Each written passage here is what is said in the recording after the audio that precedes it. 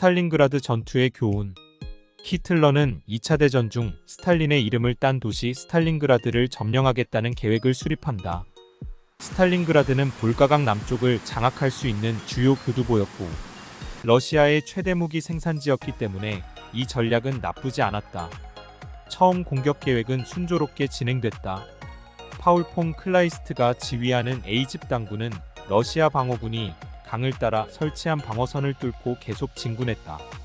히틀러가 총애한 프리드리히 폰 파울루스가 지휘하던 B집단군 역시 러시아 부대들을 물리치면서 진군했고 두 부대는 1942년 8월 23일 스탈린그라드와 가까운 볼가강에 두개 도착했다.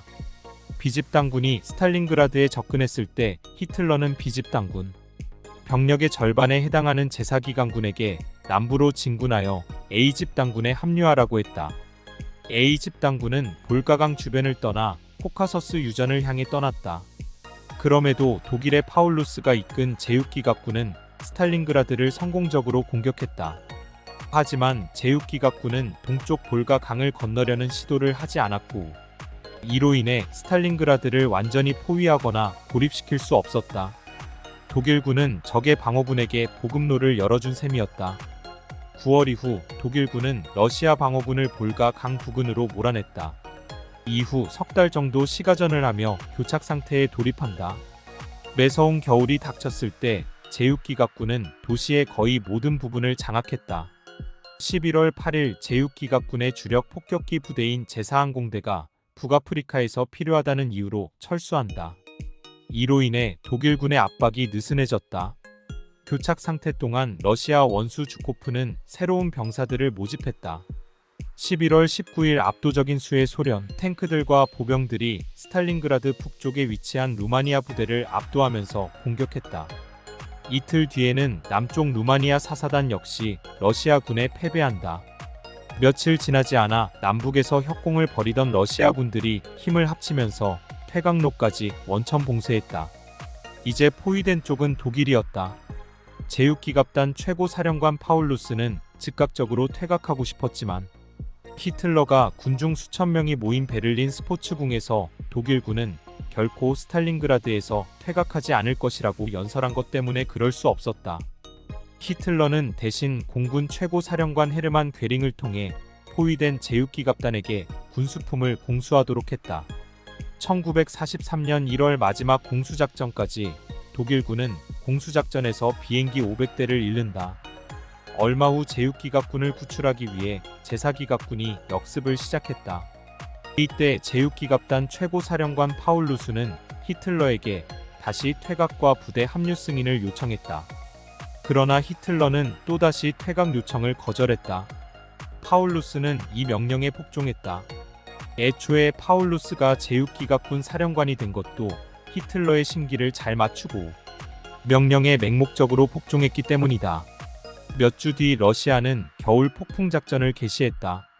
이 공격으로 인해 독일 제육기갑군은 남부의 독일 방어선과 151마일 이상 떨어지게 되었다. 보급품 수송기의 비행이 뜸해지자 스탈린그라드에 주둔하던 독일군 병사들은 굶어 죽기 시작한다. 탄약도 의료품도 다 떨어졌다. 1943년 1월 중순 제육기갑군이 와해되기 시작하자 소련의 주코프는 파울루스를 만나 항복할 것을 제안했다.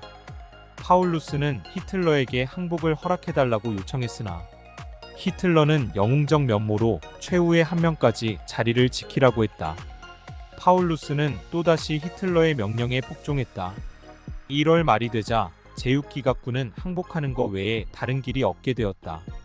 1월 30일 히틀러는 어떤 독일 야전군 원수도 항복한 적이 없다는 통보와 함께 파울루스를 야전군 원수로 승진시킨다. 파울루스의 항복을 막기 위해 그를 원수로 승진시킨 것이었다. 그 다음날 분노한 파울루스는 고립된 병사들과 함께 투항했다. 스탈린그라드에 갇혀있던 독일군 3분의 2가 전사했고 나머지 9만 1천 명은 2월 2일 항복했다. 이들 중 살아서 독일로 귀국한 자는 5천 명도 되지 않았다. 여러 가지 패인이 있을 것이다. 처음부터 적을 완전히 포위하지 못했기 때문에 소련군은 계속 증원을 받을 수 있는 상황이었다. 그런 상황에서 병력과 장비를 계속 분산했기 때문에 믿을 수 없는 동맹군의 측면 방어를 맡겨야 했다. 하지만 결정적인 패인은 현장 지휘관이 아니라 멀리 베를린에 있는 히틀러가 모든 것을 결정했다는 것이다. 히틀러는 스탈린의 이름이 들어간 도시 이름에 집착해 후퇴가 최적의 군사적 행동인 상황에서도 정치적 이유로 이를 거부했다. 그리고 현장 지휘관의 합리적 요청을 번번이 묵살했다. 손자병법에 전쟁터의 장군은 멀리 떨어진 황제의 명을 듣지 않는다고 적혀 있다. 현장 상황을 잘 아는 장군이 현장에 맞는 최적의 작전을 구사해야 한다는 말이다. 제6기갑군의 지휘관 폰 파울루스는 원래 총통의 비위를 잘 맞추던 인물이었지 역량 있는 군인이 아니었다.